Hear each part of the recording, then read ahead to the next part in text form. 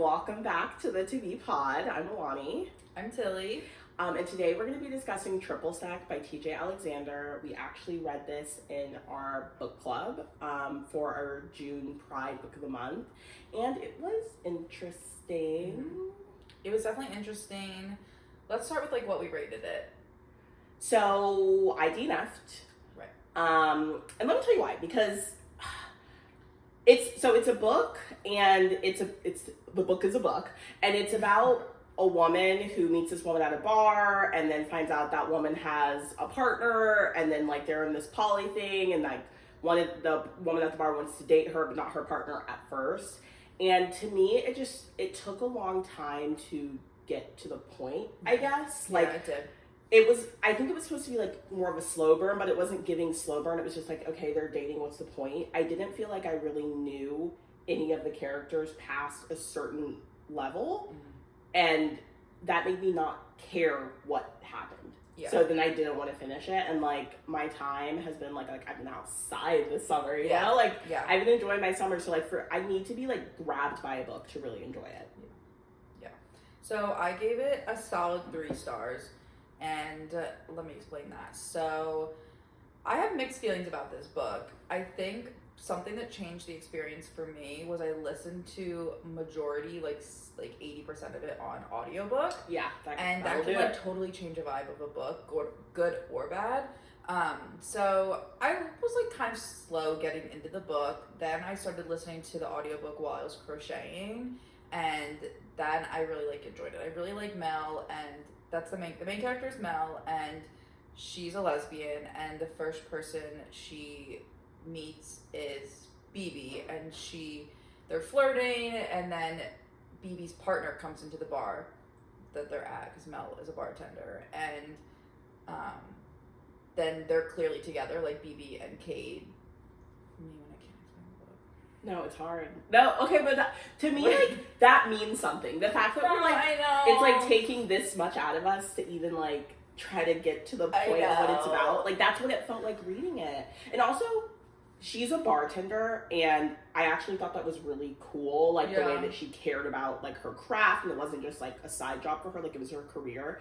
And I really wish they would have explored that more. There was this whole. Sorry, what? They did a bit. But, okay, in the beginning, I guess, because I read 50%. I gave it a good try. I wasn't just not for me. That is a good try.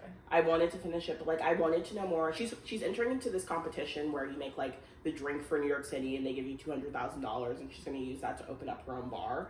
Yeah. And I wanted to know so much more about that competition, and I wanted to know about her and BB. Yeah, and that gets shoved into the last 10%.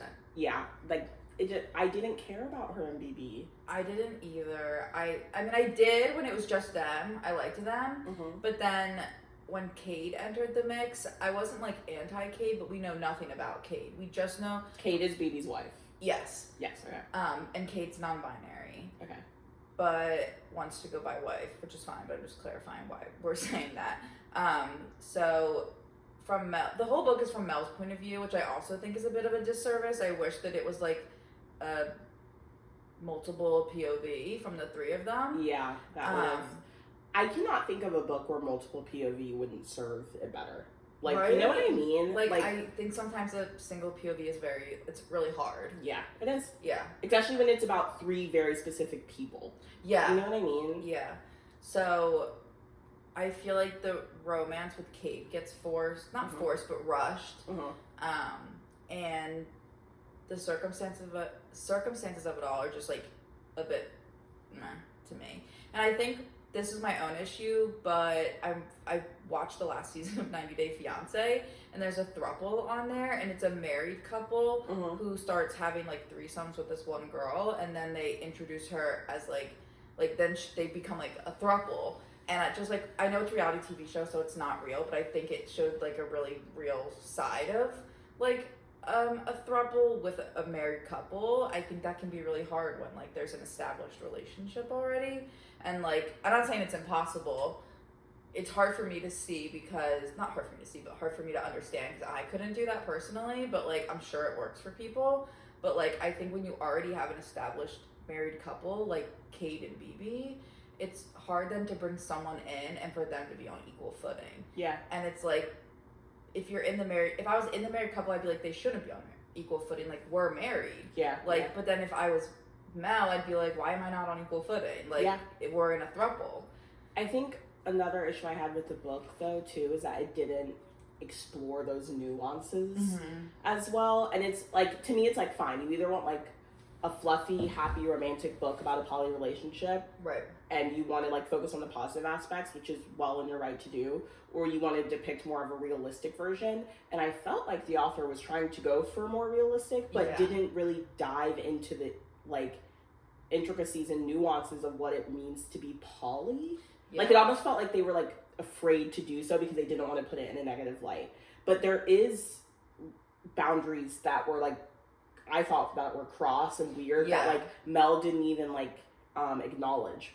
And it's like, that doesn't make sense to me. Like, that's why I was like, I'm like getting taken out of this because like, how do you, like, there was one time they were going on a date and it was winding down, and then BB was like, oh, do you want to go to Cade's art show? And it's like, and this is before they were a throuple, this was just when it was Mel and BB, and it's like, if we're on a date and you're asking me to go to your wife's art show, like, that's weird. That's a weird boundary cross. Like, I don't want to be there. Yeah, like, that we haven't discussed before. And does their wife want you to be there? Yeah, like it's like, I don't want to see you on a date. Like, yeah, I just, like, it felt like they were, like, almost afraid to explore. Right. Because they didn't want to paint it in a negative light. But then it's like, don't put these moments of contention in there. Right. One thing I will say I did like about the way the relationship was addressed was there was, like, a really, like, great scene, I thought, when Cade and Mel were trying to get to know each other. So the main character, Mel, and BB's wife, Cade. But it was just Mel and Cade. They get stuck in a cabin during a snowstorm. And Mel is like, I don't know how you like never get jealous. Like, I'm such a jealous person. And Cade was like, I do get jealous. Like, I get jealous about like people spending like about my wife finding pleasure from other people and stuff. But like, this is what works and makes us both happy. Like, I just thought that was like a nice conversation. I'm not doing it justice by like summarizing it, but like, I felt like a lot of people think that they're like, I'm so jealous, like I couldn't do it. And for some people that's the truth. Like, I know for me, like I couldn't do it. But never. But like some people like can find that balance between like, yeah, there's jealousy there, but like I'm happy with this lifestyle. So like I did think that was nice. Okay, that's fair. Yeah. I mean, another positive, like, I didn't hate the book. I don't want to say I hated it. No, definitely there are some books that I have hated that never came. And it wasn't like it wasn't like I was like, this book is doing harm. No. Like, it wasn't like no, it was. And the writing was good. Like, I feel like I definitely am going to try their other book, like A Gentleman for a Gentleman. Yeah. Because, like, I did like the writing. I just don't think I like the characters or the story. Yeah. Like, it just didn't, I didn't connect with it. Yeah, I agree. I think it was hard for me personally, but I'm wondering, like, if someone was poly, how they would feel. Have you read another book with a poly couple? I don't think so. I think this is my first. I read, oh God, what's it called? It's one of the Sarah Kate books. Okay. I thought it was so good. I think it's because, I'll find out the name. But it's because it was so angsty. Yeah. I think it's called like Play With Me or something. It was so angsty. I mean, it was 2 male, 1 female. So that's kind of different. Right. But it was just like the 2 guys had like, there was tension there. Okay, there's something delicious about 2 men fighting over a woman. Yeah, exactly. It's like as it should be. Yeah.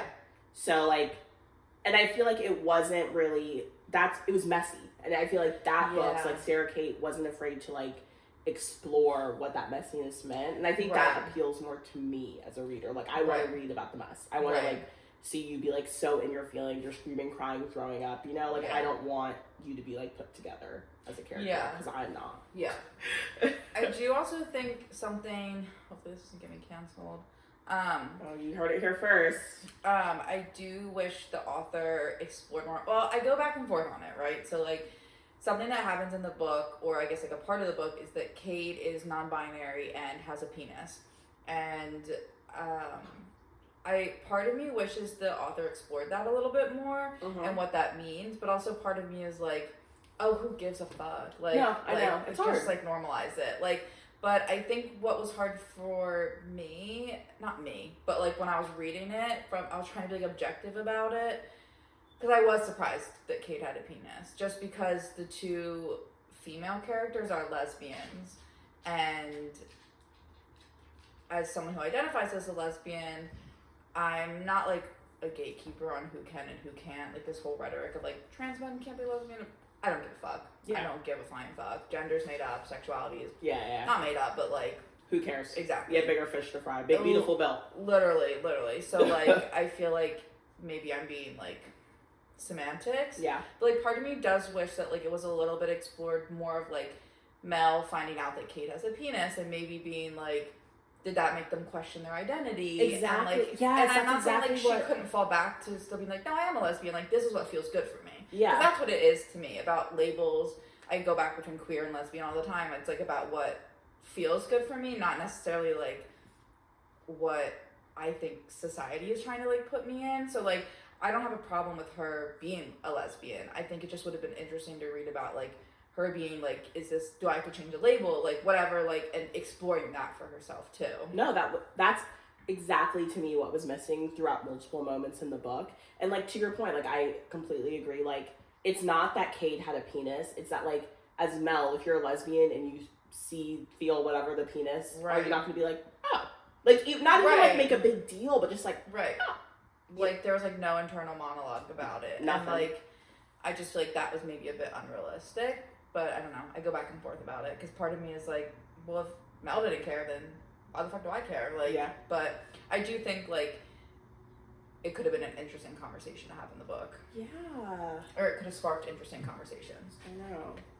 What are we reading next? Problematics in a Romance. Oh, okay, yeah. I need to get on I'm that. so excited. For all that don't know, there is a labor union strike here in Philly right now. Yeah.